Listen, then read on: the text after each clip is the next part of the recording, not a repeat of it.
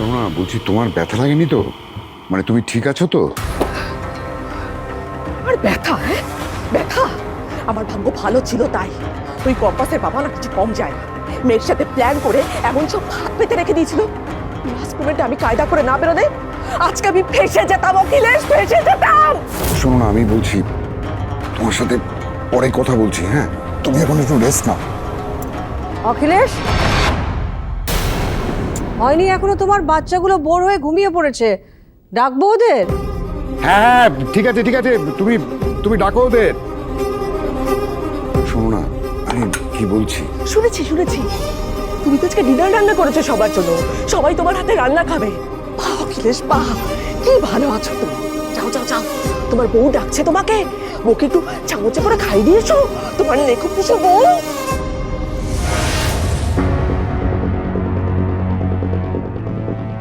অখিলেশ, হলো তোমার? ডাকবো বাচ্চাগুলোকে? শুনুন না, আমি আমি আমি আপনার সাথে এ ব্যাপারে পরে কথা বলছি। হ্যাঁ, এখন তো ফ্যামিলি টাইম, বুঝতেই পারছেন। বিজনেস ডিলটা আমি পরে করে নেবো। হ্যাঁ, আমি এখন রাখছি। হ্যাঁ তাই তো।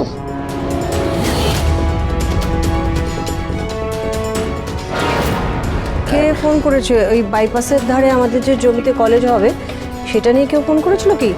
শোনো, আমি তোমায় বলছি, ওইটা নিয়ে আমার ঠাকুরপুর সঙ্গে অলরেডি কথা হয়ে গেছে, কিন্তু ওই ব্যাপারটা হ্যান্ডেল করে নেবে, তুমি এই বিষয়ে চিন্তা করো না। না, এই সমস্ত ব্যাপার নয় কোনো।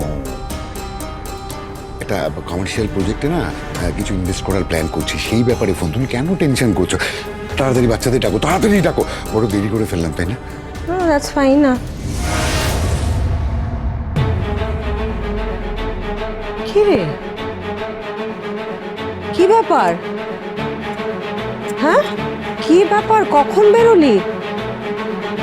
কিছু বলে যাসনি তো?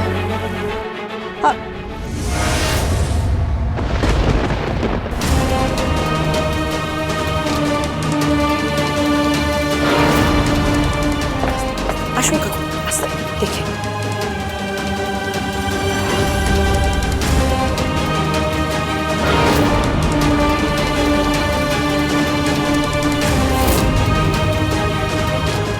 কি ব্যাপার? কোনো সমস্যা হয়েছে নাকি কম্পাস? কি হয়েছে রে? ডিটেলে পরে বলছি না, আপাতত এইটুকু জেনে রাখো, বাবাকে যারা কায়দা করে তুলে নিয়ে যাওয়ার চেষ্টা করেছিল তারা সফল হয়নি।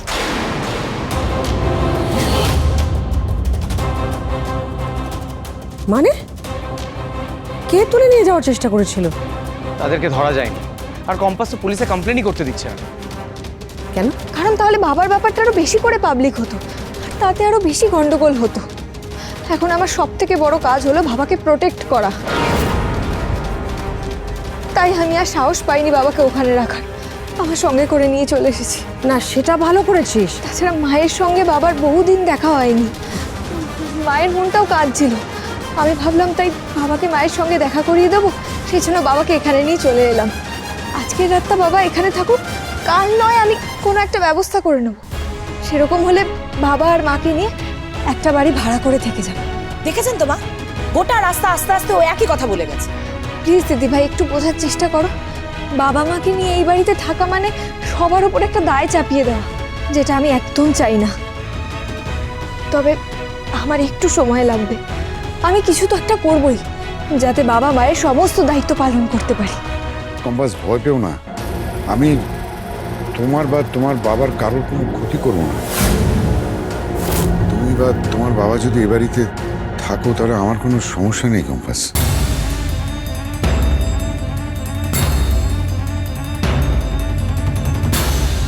আমি জানি না তুমি কাদের সন্দেহ করছো, কিন্তু বিশ্বাস করো, আমার বাবাকে ধরে নিয়ে যাওয়ার পেছনে আমি কিন্তু নেই। কিছু জানি না এ ব্যাপারে। সে যেই লোক পাঠিয়ে থাকুক না কেন, একদিন না একদিন তো ধরা পড়বেই। আজ না হোক কাল তো আমি তাদেরকে ধরবই, আর তারা ধরা পড়ার পর তাদের আমি টুটি চেপে ধরব। এবার আর তাদেরকে রেয়াত করব না। সে তুমি যা খুশি তাই করতে পারো। প্লিজ বাড়ি ছেড়ে যেও না কম্পাস।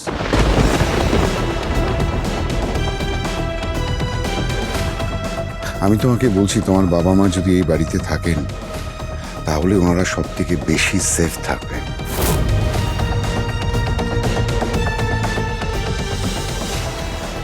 আমাদের বাড়িতে সিকিউরিটি গার্ড আছে, সিসিটিভি ক্যামেরা আছে, যে কেউ ইচ্ছা করলে বাড়িতে ঢুকতে পারবে না।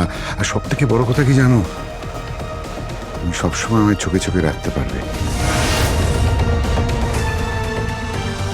এবারে বাকি মানুষগুলো বুঝতে পারবে আমি ক্ষতি করছি কিনা।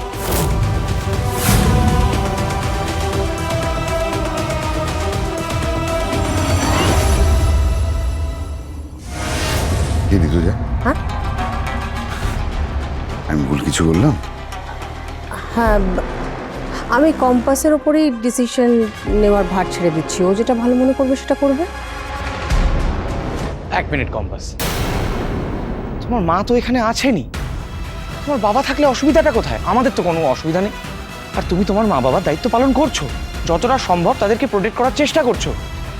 আর শুধু যে রোজগার করলেই মা বাবার দায়িত্ব পালন করা হয় এমন তো নয়। আর পড়াশোনা কমপ্লিট না করে তুমি কত টাকা রোজগার করতে পারবে যে মা বাবাকে কমফোর্টেবলি রাখতে পারবে? আমার মতে তুমি আলাদা থাকার কথা ভেবো না, তোমার মা বাবাকে নিয়ে এখানেই থাকো। এটা তোমারও বাড়ি কম্পাস।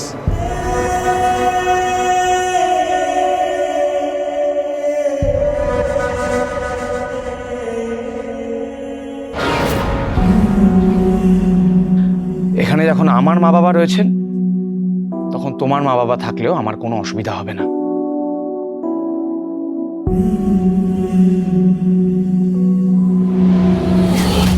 এই কম্পাস, আর একদম না করবি না। কাকু আপনি ঘরে যান, যা বাবাকে নিয়ে ঘরে যা, যা যা বললাম তো। আচ্ছা ঠিক আছে, আমি তোমাদের কথা মেনে নিলাম। মা, আমি বাবাকে নিয়ে ঘরে যাচ্ছি। হ্যাঁ, মায়ের সঙ্গে দেখা করিয়ে দিই। চলো।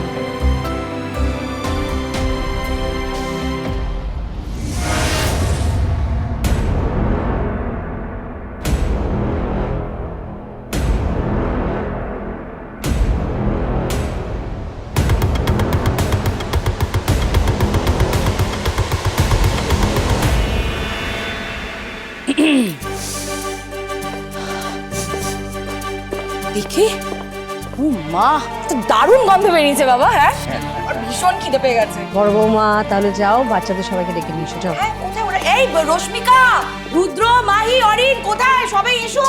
বাবা,